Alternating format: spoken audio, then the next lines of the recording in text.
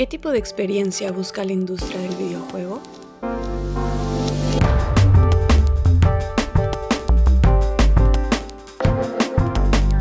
Dichas experiencias gozan de la ludicidad que hemos discutido sobre el juego y sus efectos en la cultura. Para la industria del videojuego, ¿es el juego una tecnología de invención o un servomecanismo que apela a formas del entretenimiento, sostenidas en el consumo o la mecanización de hábitos o presupuestos sobre una forma de estar en el mundo? Podríamos decir que la mayoría de los juegos desarrollados dentro de los géneros preestablecidos del videojuego condicionan los elementos dentro de la narrativa, limitando la creatividad de los desarrolladores, así como la posibilidad del jugador de pensar más allá de dichas convenciones, desembocando así en una dinámica de compra-venta. Considerando este panorama, ¿qué elementos condicionan la construcción narrativa y de jugabilidad de los videojuegos? Esto nos podría llevar a pensar en una lucha por la creatividad y la propiedad de la obra. Si pensamos al juego como espacio de invención, ¿cómo los videojuegos permiten la creatividad de sus jugadores?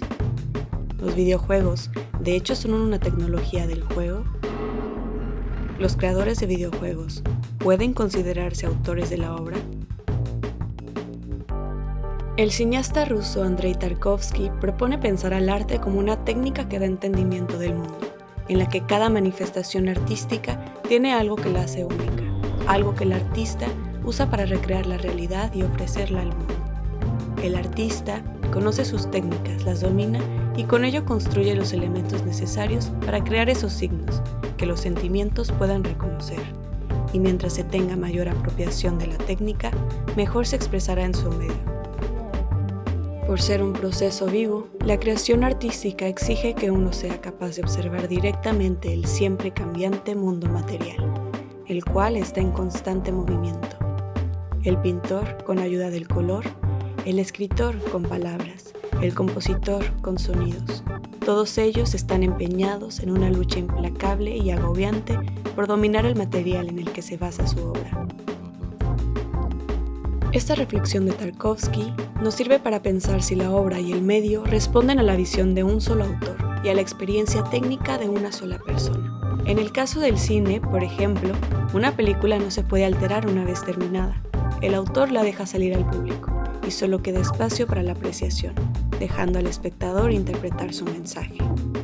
En el cine es común atribuir el crédito autoral al director, pese a que en su producción hayan contribuido varias personas. ¿Ocurre lo mismo con los videojuegos? Por un lado está la creación de la realidad lúdica y por otro lado, la experiencia de invención durante el juego. ¿Cómo podemos pensar esto en los videojuegos? ¿De qué manera conviven la propuesta de realidad ofrecida por los desarrolladores con la experiencia lúdica de los jugadores? La interacción entre la creatividad del autor y del jugador, que es necesaria para la interpretación del videojuego. ¿De qué manera podríamos pensar los procesos de invención al momento de desarrollar videojuegos y qué efectos tendría en la industria y el consumo de los mismos?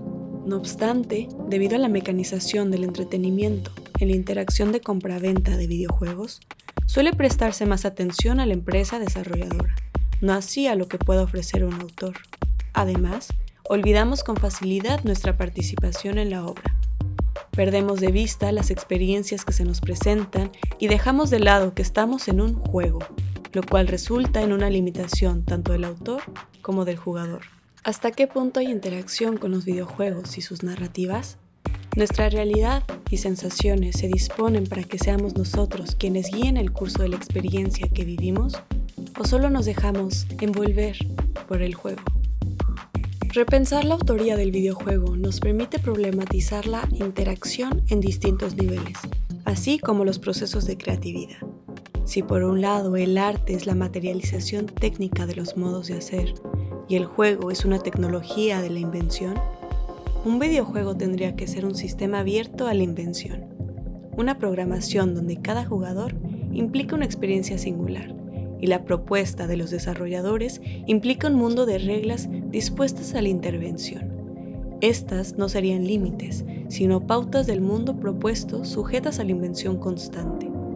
¿Ocurre esto en los videojuegos que conocemos? ¿O son interacciones simuladas, con muros invisibles, llenas de comandos y acciones inaccesibles? ¿Cuál es el límite de invención de los videojuegos?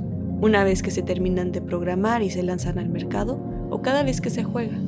¿Se puede terminar de jugar un videojuego? ¿Qué efectos tendría en el desarrollo de videojuegos poner en discusión la potencia de invención del jugador y dejar de pensar en términos de interactividad?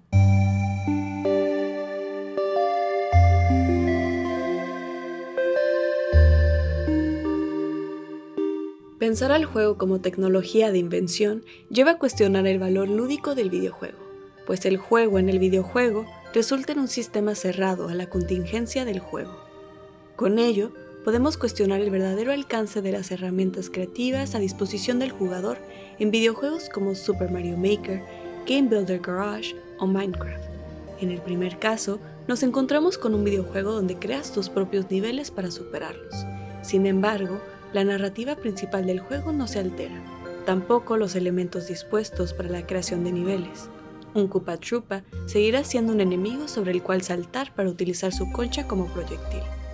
Minecraft, por su parte, nos ofrece un mayor abanico de posibilidades, ampliado por librerías liberadas por desarrolladores independientes que permiten mejorar gráficos del juego, cambiar la interfaz del juego e incorporar nuevos elementos de ayuda como mapas o recetarios.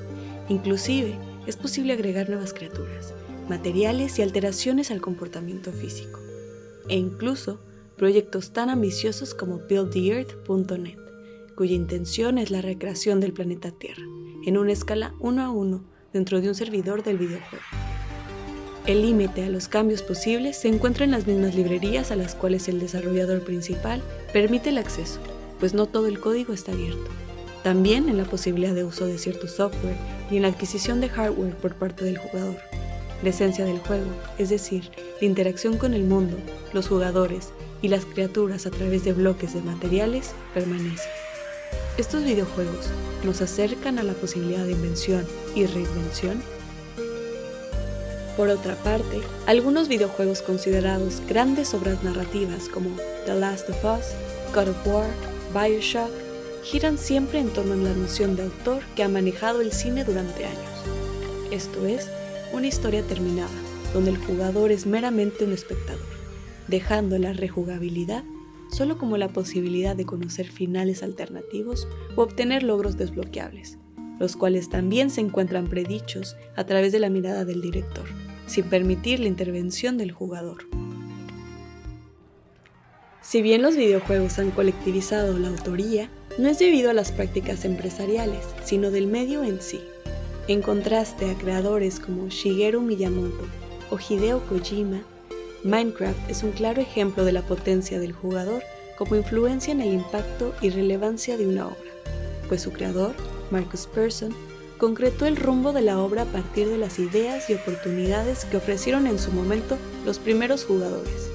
Pero fueron ellos quienes llevaron el juego a ser una obra que hasta la fecha recibe distintas actualizaciones según las singularidades y decisiones de los jugadores que entran en la comunidad.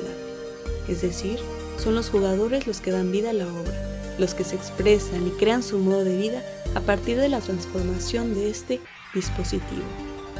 Videojuegos como Animal Crossing o el modo creativo de Fortnite permiten al jugador crear realidades y modos de juego únicos, o diversas expresiones artísticas donde el jugador tiene la opción de crear su propio mundo.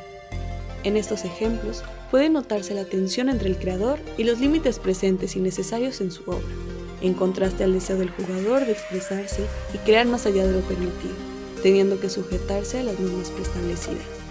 ¿El desarrollo de videojuegos está cuestionando la noción misma de juego? Esto podría incentivar espacios de invención colectiva capaces de transformar la forma en que nos relacionamos y habitamos el mundo.